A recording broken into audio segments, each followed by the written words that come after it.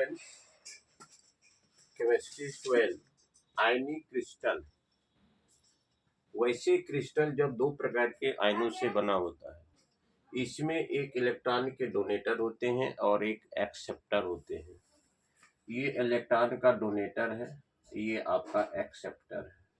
ये इलेक्ट्रॉन का डोनेटर है, ये एक्सेप्टर है। ये डोनेटर है, ये एक्सेप्टर। तो जब विपरीत आयन के मिलने से, धन आयन और ऋण आयन के मिलने से जो क्रिस्टल बनता है, उसको हम लोग क्या कहते हैं? आयनिक क्रिस्टल। जैसे मान लिया जाए हम सोडियम NaCl की चर्चा करते हैं, तो सोडियम के आउटर मोस्ट में एक इलेक्ट्रॉन होता है, आउटर मोस्ट में एक इलेक्ट्रॉन होता है, और क्लोरीन के आउटर मोस्ट में 7 इलेक्ट्रॉन। तो 2 2 4 2 6 एक साथ एक इलेक्ट्रॉन या इसको दे डालता है, दोनों के ऑक्टेंट कंप्लीट हो जाते। ये हो गया आपका आयनिक क्रिस्टल्स। और सहसंयोजक क्रिस्टल जो इलेक्ट्रॉनों के शेयर से बने होते हैं, हीरा, ग्रेफाइट, कोरंडम, इसकी मजबूती इतनी अधिक होती है, अट्रैक्शन फोर्स। जैसे हीरा प्राकृतिक पदार्थों में सबसे इसे कठोर माना जाता है। सिलिका, ग्रेफाइट, हम हीरा की चर्चा करते हैं। हीरा में क्या होता है? यह कार्बन से बना है। कार्बन के आउटर मोस्ट में 4 इलेक्ट्रॉन होते हैं। चारों अन्य कार्बन परमाणु से एक एक इलेक्ट्रॉन का शेयर करके अपने ऑक्टेन को कंप्लीट कर लेते हैं। फिर ये इस प्रकार से एक जालक बन जाता है। तो इसमें इलेक्ट्रॉनों का शेयर होता है, और इलेक्ट्रॉनों के शेयर से जो क्रिस्टल बनते हैं उसे हम कहते हैं सहसंयोजक क्रिस्टल। अब मैं कुछ इसकी विशेषता आप लोगों को बता रहा हूँ। सबसे पहले देखिए आयनिक क्रिस्टल का क्या विशेषता है।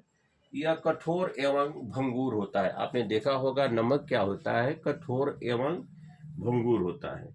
इनका द्रव्यंक तथा क्वथनांक काफी उच्च होते हैं, यह ध्यान रखेंगे, आप 9th क्लास में पढ़े हैं।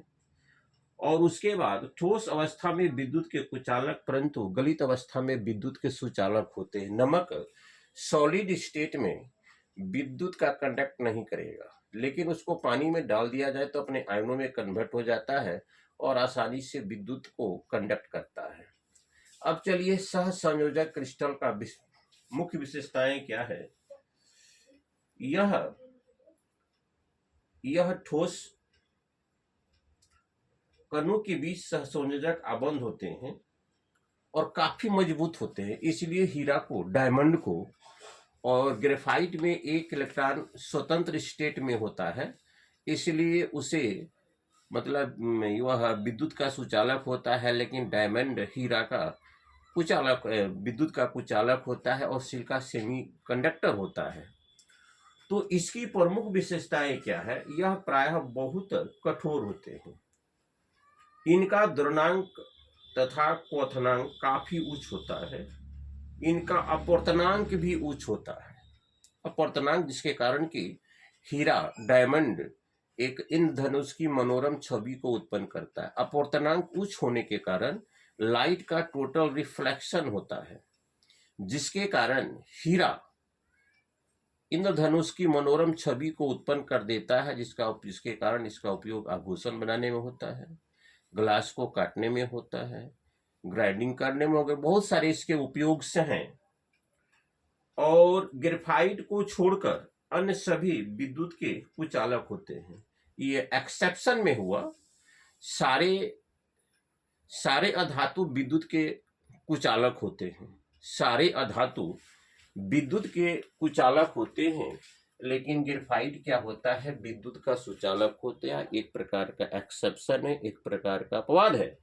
जिसे कहा जाता है कि सारे मेटल सॉलिड फॉर्म में होते हैं, लेकिन एक्सेप्शन में मरकरी जो होता है लिक्विड फॉर्म में होता है।